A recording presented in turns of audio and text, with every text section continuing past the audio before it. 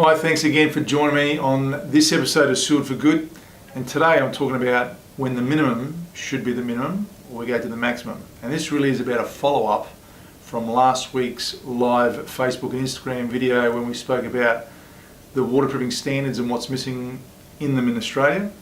And for that reason, I've got my phone here, not that I'm being rude and text messaging, but I'm actually reading some of the feedback. We had just a fantastic amount of people that got involved in this discussion.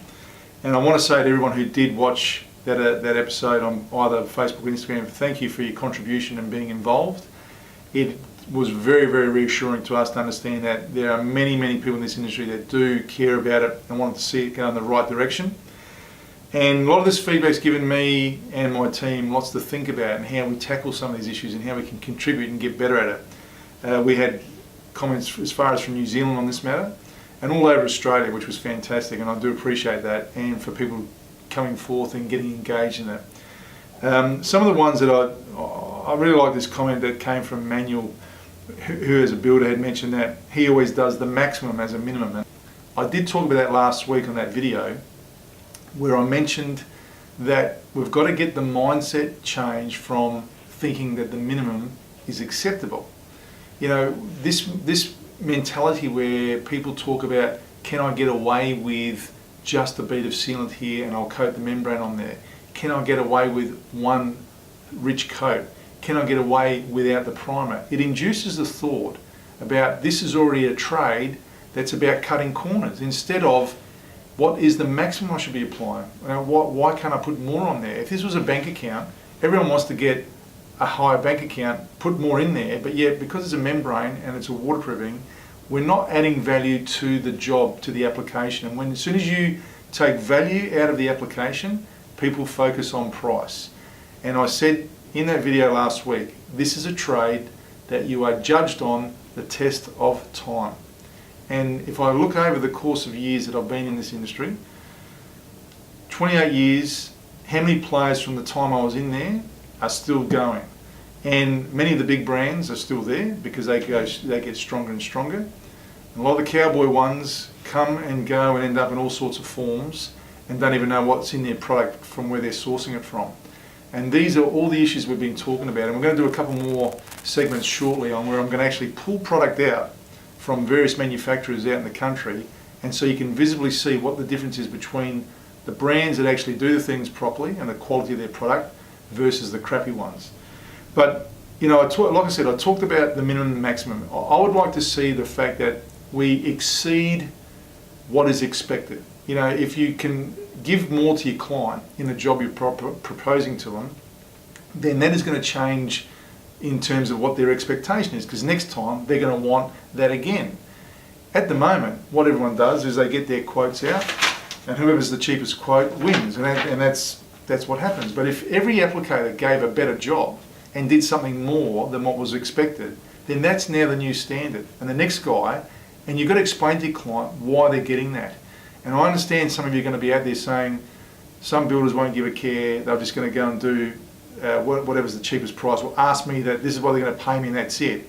But are you actually explaining to them what it is that you do, what value we're giving the industry and the end client, and are we actually doing enough to educate the end client in what it is they're investing in and buying in? Because this is, again, the other part of our trade is it's what you don't see that counts, which is always under the tiles, under a screed, under a finish. Yet everything relies upon that long term. And that's a critical part of it.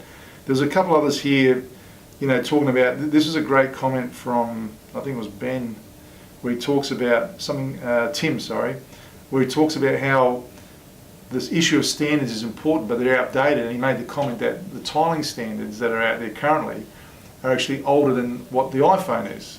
So I'm expecting that, you know, most of us have been using these for 7 or 8 years. And so the tiling standard is outdated, and technology is changing in the building industry so quick with a lot of different methods that have come on board, a lot of different processes, and the standards aren't keeping up with that. And how do we ensure that keeps up? You know, there was talk about method statements, having various benchmarks out there, documents that are in place that everyone follows. Unfortunately, I feel like it comes back to the manufacturers a lot of the time that's going to have to initiate what is required, and we always take the position that whenever we provide a specification or a recommendation, if we can't state it's warranted and guaranteed, we'll claim that you can't guarantee it, and we don't like to do that. We like to ensure that whatever step that a customer's taking, it can work. And I had an example today with our tech department. We had a building client send an email, wanted a long-term warranty beyond the standard 10-year warranty, came back and said, oh, but what we're doing is a really good job and the substrate's in good form. If we keep doing what we're currently doing, can't we still get a 20-year warranty? Now, you currently get a 10-year warranty, so you want a 20-year warranty, but you don't want to pay the same price and do the same process as the 10-year warranty. And this is where now our discussion is with them to say there needs to be value in what it is you're offering your client. If you're offering your client a 20-year system, I would expect that your client knows they're going to be paying more for it. I mean, I can't go and get a television or a car that gives me a 5 or 6 year warranty, the same price as one that gives me a 3-year warranty, 100,000 kilometre guarantee. I expect to pay more because I'm getting more for it. And so we need to initiate that in the industry and take that further. So, this episode is probably one that's a bit of a wash up from last week's session. As I said, it was great to get people involved in it. But what it did reinforce to me is the fact that the standards are going to be there because they are regulations that, as an industry, is a framework. But the day-to-day detail that we all take, this is all about now pushing more, promoting more, and ensuring that your client understands the value, not the price of what you're doing, the value of your job.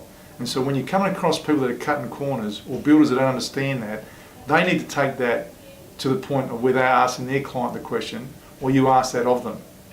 Because if everyone just accepts it and just says, okay, I'll just do what you said, you're going to pay me $200 for the share and I'll just do that and do what you want and I'll just do one coat, nothing is ever going to improve in the industry. And that is where change happens, by people making a movement and by recognising it. And there's enough out there that got involved in discussions last night, let alone many that got involved in discussions last week, let alone those that didn't, that just listened and watched and didn't comment, that would be commenting and saying, I had staff telling us over the last week that they've had calls from customers around the country that watched, that were saying that there was more to it that they would like to be involved in and have a say and how they get that message out to their clients.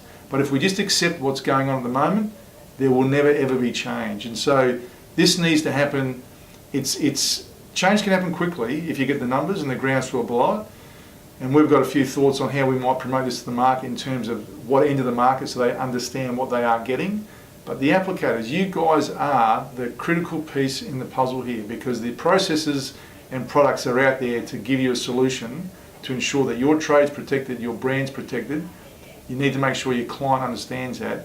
And let's stop talking about minimums and let's talk about that we're going to offer you the maximum and we're going to go beyond that and give you something that's built to last. And let's take it to that next level. It's not going to happen overnight, but it will happen if we all stick together and work at it. I'm hoping this will generate more inquiries and more comments and more engagement. Please push them through to us, Facebook or Instagram. Don't forget to subscribe. We'd love getting you involved in this one on our YouTube channel for the Sealed for Good. I'll see you next week.